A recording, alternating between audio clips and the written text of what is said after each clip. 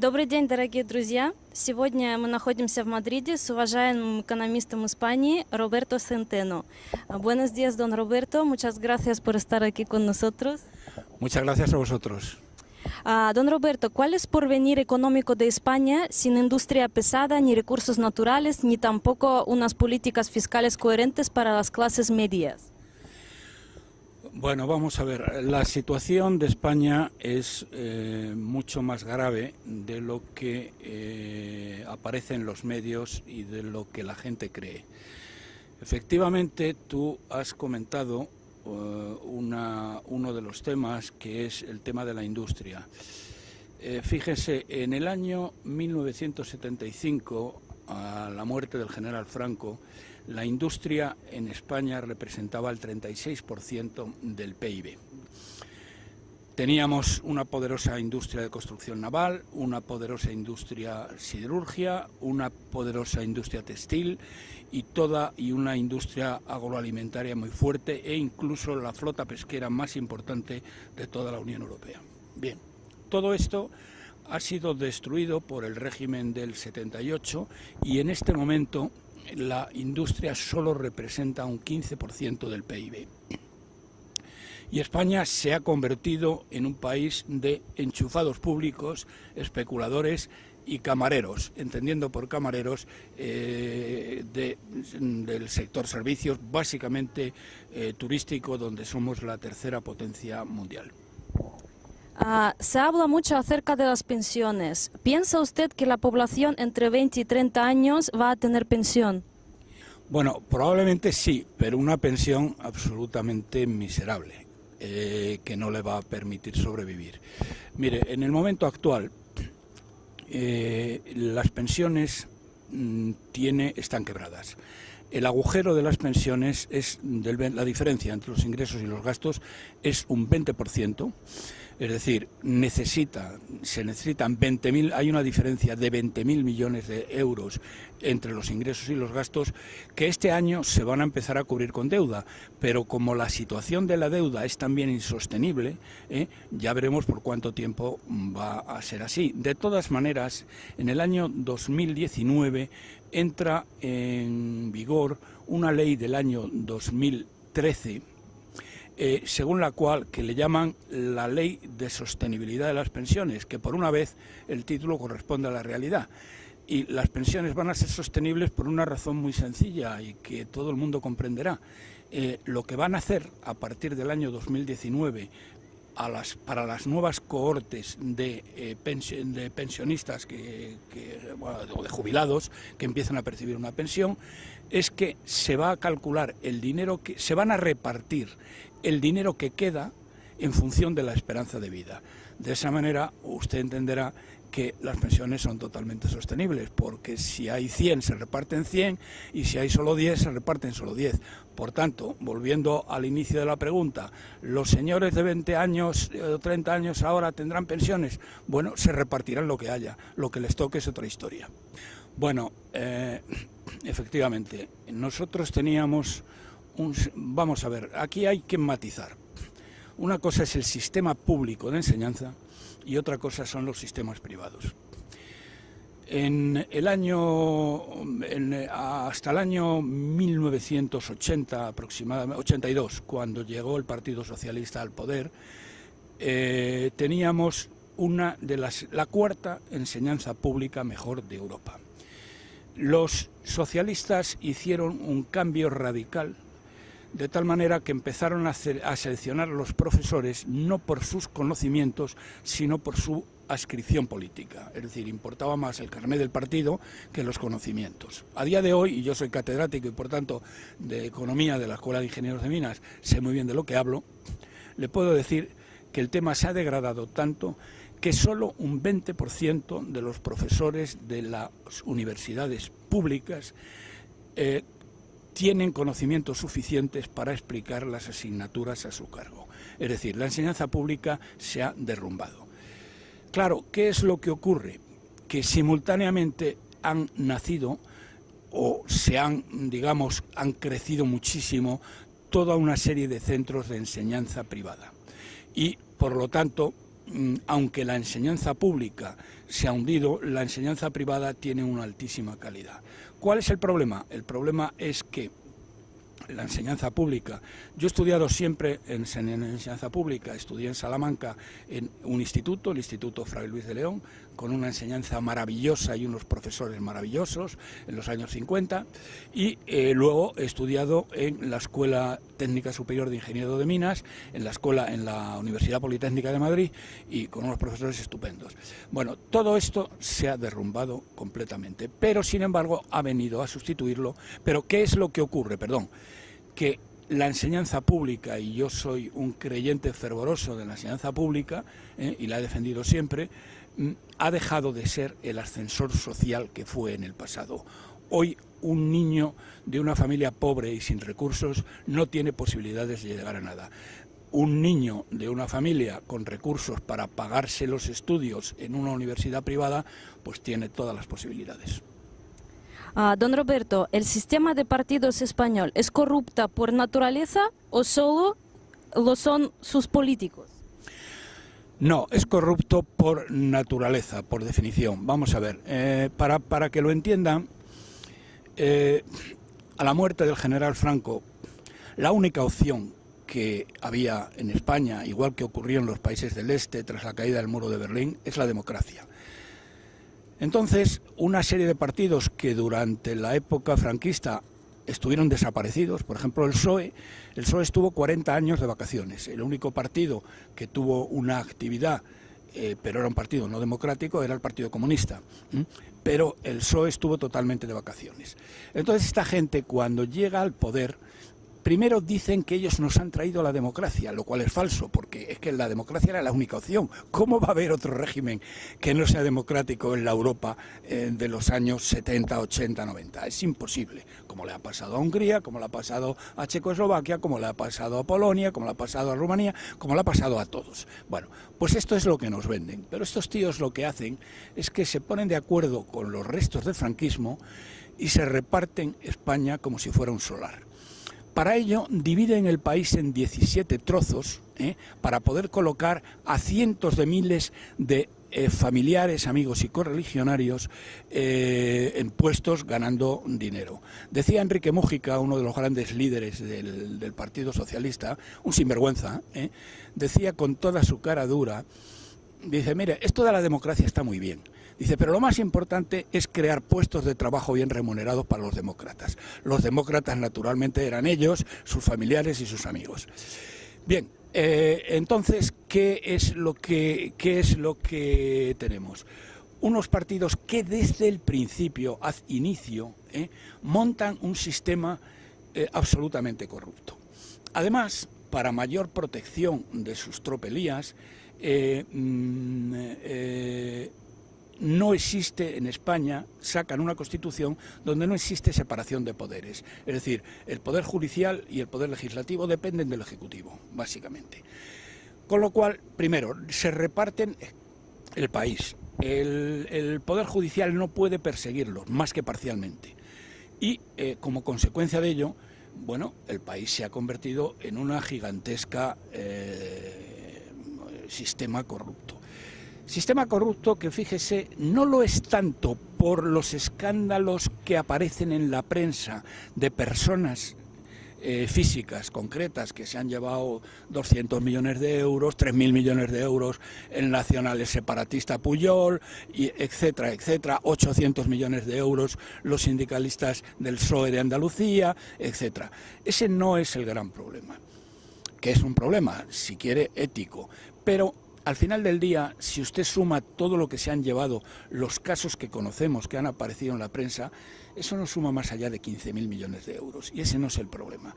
El problema es la corrupción institucional. El problema es que hay 2 millones de personas, de empleados públicos, enchufados públicos, que están cobrando por no hacer nada. Ese es un problema. El problema es que cada año se despilfarran 36.000 millones de euros en duplicidades entre las administraciones públicas. El problema es que hay 3.000 empresas públicas que han creado básicamente las comunidades autónomas para colocar a sus familiares, amigos y correligionarios y para ocultar deuda, y que sobran. Y eso nos cuesta 20.000 millones de euros cada año. En conjunto, para que tenga usted una idea, el coste del sistema que se monta en el año 78 por los partidos políticos que no habían hecho oposición al franquismo y que el Partido Comunista queda liquidado cuando se hacen las elecciones, porque digamos, la socialdemocracia alemana apoya al Partido Socialista, que es el que se alza un poco casi con el poder. Bien. Pues para que tenga una idea, eso cuesta 100.000 millones de euros anuales. Eso es la corrupción de verdad que está arruinando España. Todo esto naturalmente salpicado con la corrupción personal de los grandes líderes, empezando por el rey de España, el anterior, que ese fue el primero de los grandes corruptos durante la crisis del petróleo. Era él el que traía los cargamentos a España con unas comisiones absolutamente impresionantes. Me estoy refiriendo al año 78-79, la crisis de los ayatolás. Él tenía, digamos, vedado y lo conozco bien porque en aquel momento yo era consejero delegado de CANSA, que era el monopolio de petróleos, y a nosotros nos estaba vedado ir a los países de Oriente Medio porque de ahí todo el petróleo que venía lo traía el rey, llevándose unas comisiones impresionantes. Entonces, del rey abajo, todo lo que quiera. Ese es el problema. El sistema está total y absolutamente corrupto. Para que España se arregle, hay que acabar de raíz con el régimen del 78, el régimen que sustituyó a Franco a su muerte.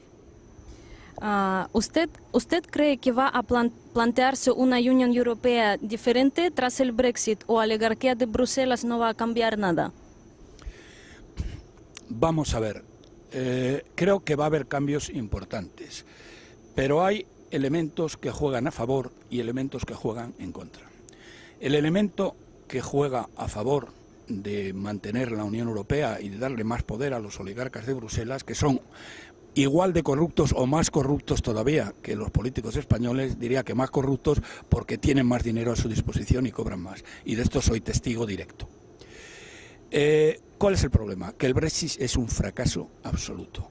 El Brexit ha dividido Gran Bretaña, ha enfrentado a las generaciones, a la juventud, está contra los mayores, ha enfrentado a las regiones. Hay regiones ahora mismo, como Gales, que se acaban de dar cuenta de que estaban siendo subvencionadas por la Unión Europea y que ahora no van a estarlo, y han votado a favor del Brexit y ahora quieren cambiar. Hay un desastre total y absoluto que es la señora May, que es una verdadera calamidad nacional, y por lo tanto Gran Bretaña va a sufrir, creo, muy duramente las consecuencias del Brexit porque no lo han sabido gestionar.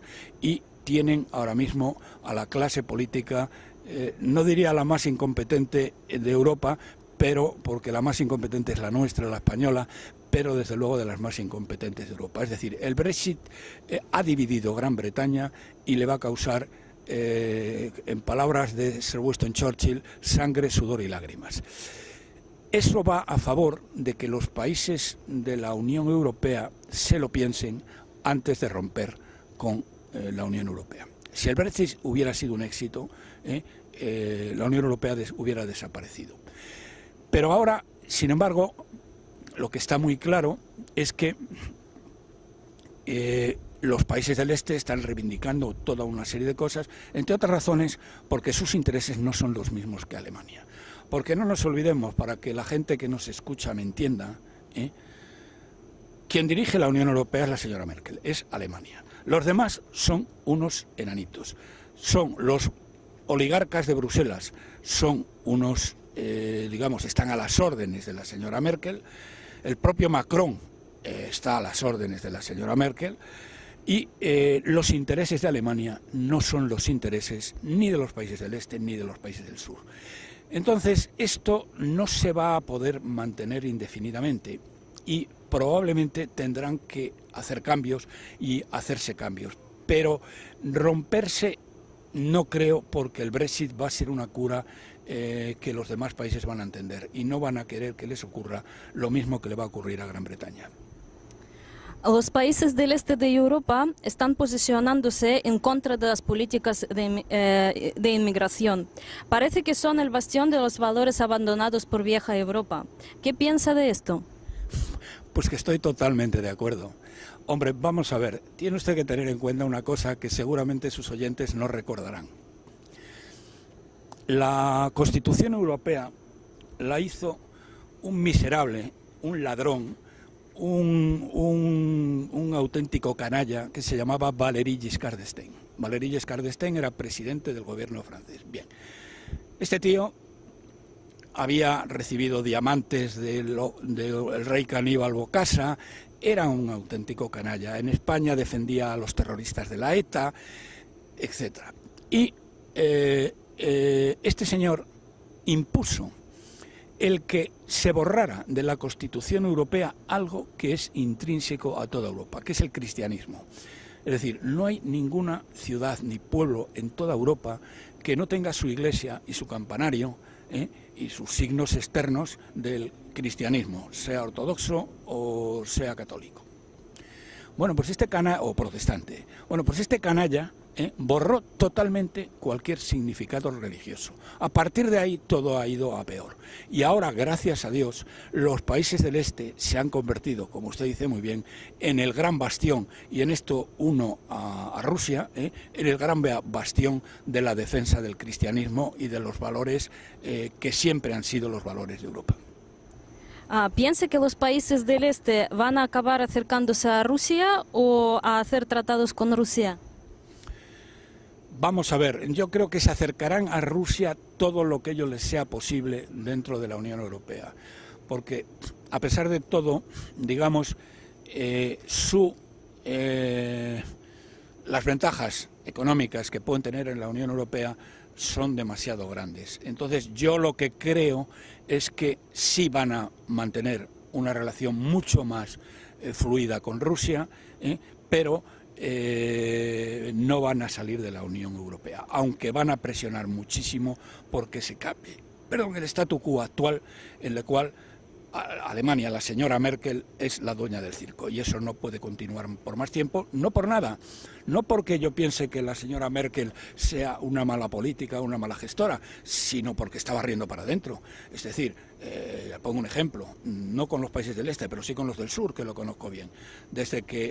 Y esto hace referencia más a la Unión Europea más a la eurozona que a la Unión Europea. El euro ha favorecido a Alemania y le favorece a Alemania extraordinariamente. Si no existiera el euro y Alemania estuviera con el marco valdría ahora mismo un 35% más que el euro y las exportaciones alemanas se hundirían. El euro le ha permitido de alguna manera manipular el tipo de cambio a Alemania, a favor de Alemania, y ha permitido un crecimiento de la industria alemana y de las exportaciones alemanas como jamás en el pasado. Entonces, si usted ve un gráfico de lo que ha ocurrido con la industria alemana y la industria española o italiana, por ejemplo, en Alemania desde el año 2002 hasta ahora ha ido hacia arriba. En el caso de España y de Italia ha ido totalmente hacia abajo. E incluso en el caso de Francia ha ido también hacia abajo, aunque ligeramente, algo ligeramente, no tan bruscamente como en España o en Italia.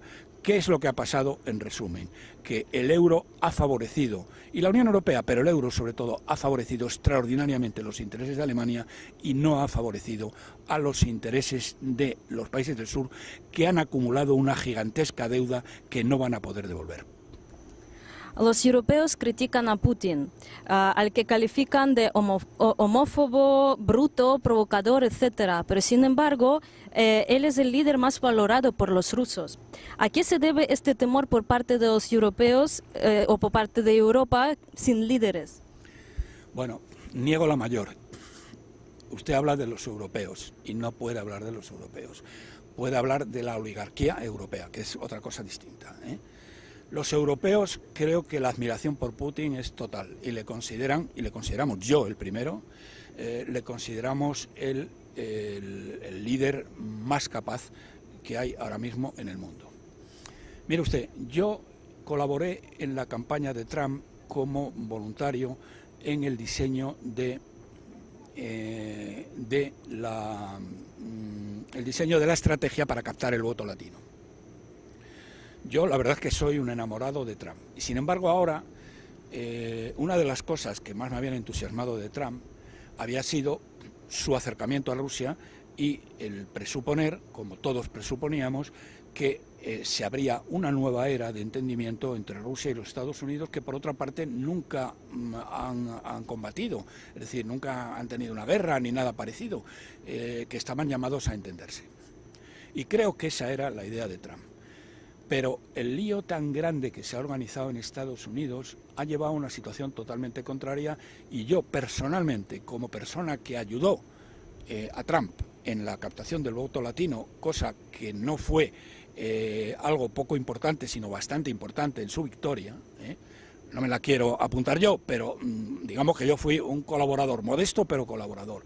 Estoy totalmente decepcionado con Trump en el sesgo que ha tomado, forzado sin duda, pero ha debido ser más fuerte y no permitir, por ejemplo, la canallada que ha permitido de incrementar las sanciones a Rusia. Eso lo tenía que haber evitado. Ahora Putin ha contestado de una manera razonable, dura pero controlada, de expulsar a 750 diplomáticos norteamericanos, que supongo además que, como Putin es muy listo, expulsará a los menos importantes, es decir, no va a expulsar a la gente de la CIA que esté en Moscú, expulsará al de Agricultura, al de Cultura y cosas así, no a los verdaderamente importantes, esos creo que no los va a tocar.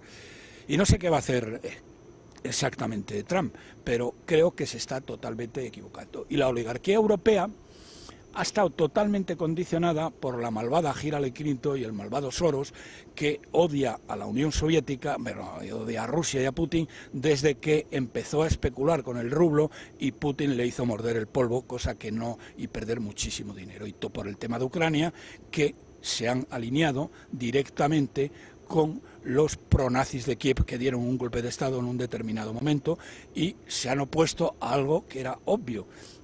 La ocupación, que no es ocupación, el que Crimea haya vuelto a lo que ha sido siempre, una provincia de Rusia. Y bueno, y Putin está siendo de lo más comedido, de no haberse anexionado como quieren toda la parte este de Ucrania, porque claro, esta gente se quiere integrar en Rusia, y Putin ha dicho, bueno, esperaros, que no es el momento, no me liéis, que bastantes líos tengo ya para que me creéis uno adicional. En pocas palabras, que sepan los rusos que el pueblo europeo está encantado con Putin. Otra cosa distinta es la oligarquía miserable de Bruselas, que son los mayores corruptos. Mire, Bruselas es la ciudad más corrupta del mundo occidental. Aquí hablaban de que, por ejemplo, en Cataluña, los separatistas catalanes cobraban el 3% de todas las obras públicas. Bueno, en Bruselas hay direcciones generales de Bruselas que las llaman las del 15%, porque cobran un 15% de comisión por arreglar los problemas. Eso ya le da una idea de lo que es Bruselas. ¿Qué debería cambiar en la política europea para acercar posiciones a Rusia? ¿Piensa que buenas relaciones entre Rusia y Europa es algo necesario para ambos? A ver, yo he defendido algo sin éxito, pero lo he defendido y seguimos defendiendo unos grupos de amigos. No sé si muchos rusos recordarán el sueño, la ensoñación que tuvo Dostoyevsky ante un cuadro, no me acuerdo qué era el cuadro, en un museo yo creo de Viena, en el cual él soñó con una Europa de Lisboa a Vladivostok. Bien, este proyecto ruso de Lisboa a Vladivostok, este sueño de Dostoyevsky es lo que pensamos muchos europeos y que tiene todo el sentido del mundo. Vamos a ver, Europa tiene tecnología. No digo que Rusia no la tenga, pero digamos que Europa tiene tecnología. Rusia tiene recursos. Una unión de Europa y Rusia, es decir, la Rusia que soñó Dostoyevsky de Lisboa a Vladivostok, es lo que tendría sentido. Sería la primera potencia mundial indiscutible. Obviamente esto no le interesa a Estados Unidos ni locos, ni le interesa a China ni locos, por razones absolutamente obvias. Pero esto es lo que tiene todo el sentido. Así que no me tiene usted que convencer, porque somos muchos los que en España estamos pidiendo, pero no solo en España, sino también en otros países europeos, el ir a una situación o una unión Europa-Rusia, a la Rusia de Lisboa a Vladivostok. ¿Cuál debe ser el papel de Rusia en los próximos años? ¿Es fundamental el papel de Rusia para acabar con el terrorismo? Bueno, lo segundo, por supuesto, son los que más están haciendo contra el terrorismo. La prueba está ahí. Bueno, un caso de miseria moral increíble. Los rusos matan al líder del Estado Islámico y Europa lo oculta, los medios europeos lo ocultan porque no quieren que ese tanto se lo apunte los rusos, ¿eh? Si hubieran sido los americanos, bueno, hubiera salido en primera plana en todos los periódicos, y esto ha pasado absolutamente desapercibido. Eso da una idea de la malevolencia de los medios europeos que están en manos de la oligarquía. ¿Cuál va a ser el papel de Rusia en el futuro? Sinceramente no lo sé. Tendrá que ser un papel muy importante, pero si Trump no cambia de ideas y la oligarquía europea tampoco, pues Rusia tendrá que jugar su propio juego, que además probablemente le llevará a tomar acciones un poco contra natura. Es decir, en vez de una unión con Europa, una unión con China. En vez de una unión con Estados Unidos, una unión con China, lo cual no tiene mucho sentido, porque China, quitando que los dos han sido regímenes comunistas, bueno, China es otra cultura, no tiene nada que ver. Entonces yo me temo que Rusia, por muy buena voluntad que le ponga, por muy buenos líderes que tenga, tendrá que hacer lo que pueda y lo que le dejen y adaptarse a la situación. Ojalá el tema cambie y volvamos a lo que pensamos los que estuvimos en la campaña con Trump al principio, de que una alianza Rusia-Estados Unidos era la solución de la mayor parte de los problemas del mundo, y que desgraciadamente van ahora mismo por otro lado. ¿Cuál es la situación de la economía rusa? Se dice que va a ser peor tras el Mundial de Fútbol de 2018, pero es segura la reelección de Putin. ¿Cómo se entiende esto? Bueno, la reelección de Putin se entiende muy bien, porque los rusos les ha venido Dios a ver con Putin, porque tienen el mejor líder de todo el mundo. Así que, ¿qué van a hacer? Cualquier cosa que no fuera Putin sería muchísimo peor. Afortunadamente Putin es relativamente joven y todavía le pueden quedar muchos años. Lo otro, no lo sé, dependerá de muchas cosas, pero que yo les diría a los rusos: confíen ustedes en Putin, que lo que es seguro, no sé cómo serán las cosas, pero seguro que van a ser las mejores posibles para Rusia y para los rusos. ¿Qué opina de la figura de Jodorkovsky? ¿Qué realmente piensa de su situación? Perdona, Jodorkovsky es el opositor a... Bueno, te digo lo que pienso, me parece un payaso. Y para terminar, sobre Putin, ¿quién piensa que será su sucesor? ¿Ve a Lavrov como la persona con más carisma para gobernar Rusia? Lavrov me gusta mucho, me parece que es un ministro de Exteriores impresionante, pero Lavrov da la impresión, no sé la edad que tienen, da la impresión que es mayor que Putin, no veo sustituyéndolo. Es decir, bueno, si le tuviera un accidente y le da un infarto de miocardio mañana al señor Putin, seguramente Lavrov sería la persona. Es un tío de primera clase, pero creo que Putin es muy difícil que el sucesor de Putin, quien quiera que fuera, llegue a igualarlo.